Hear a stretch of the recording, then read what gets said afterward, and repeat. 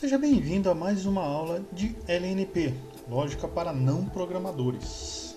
Bom, na aula passada nós vimos o seguinte: o gato ele vai ficar andando para frente para sempre, certo? Vai mover 4 passos, vai trocar para o costume 2, depois ele espera 0,5 segundos.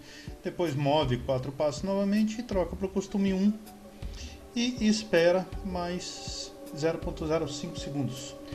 E vai ficar repetindo este movimento. Só que como eu falei para vocês, esses dois bloquinhos aqui, pode dizer assim, são idênticos.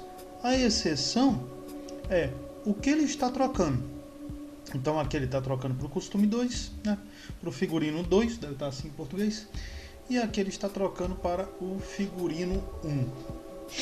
Então veja bem.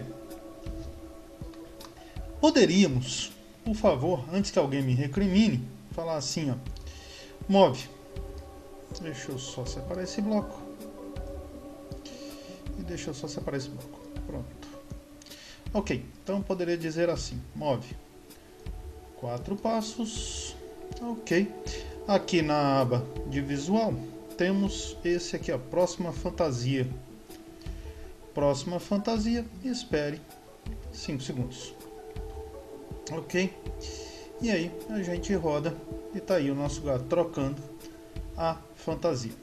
Ok, só que o que eu quero supor aqui é o seguinte: não existe este método, não existe este bloco aqui, próxima fantasia. Vamos imaginar que não existe esse bloco. Ok, por quê? Eu quero imaginar isso? Porque normalmente nas linguagens você não pegará muitas coisas prontas. A grande maioria das ótimas linguagens tem muito poucas coisas prontas. Você tem que construir algumas coisas. E é isso que eu quero que você entenda neste curso.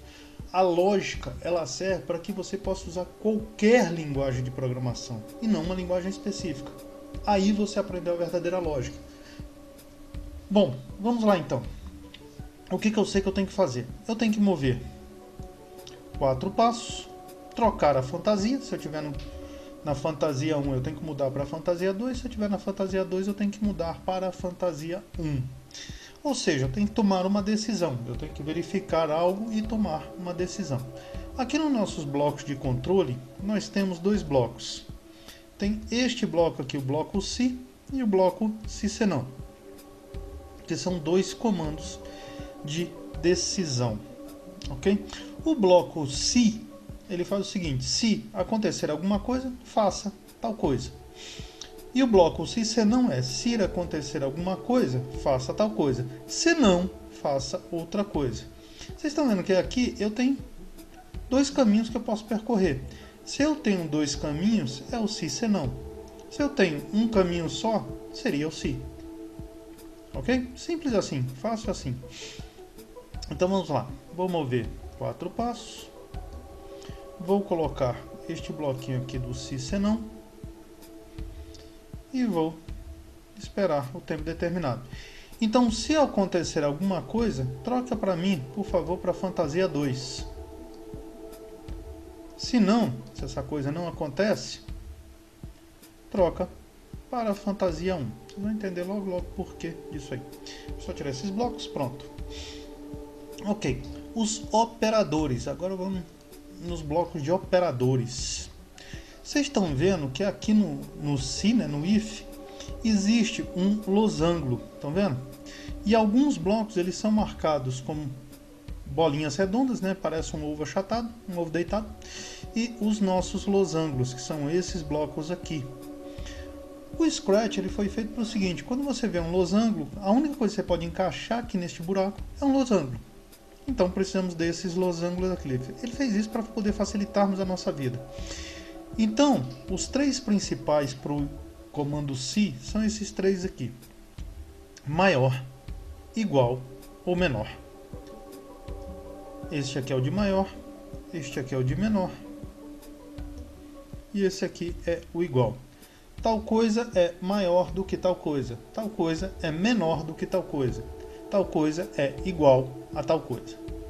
Ok? Então vou pegar aqui um bloquinho de igual.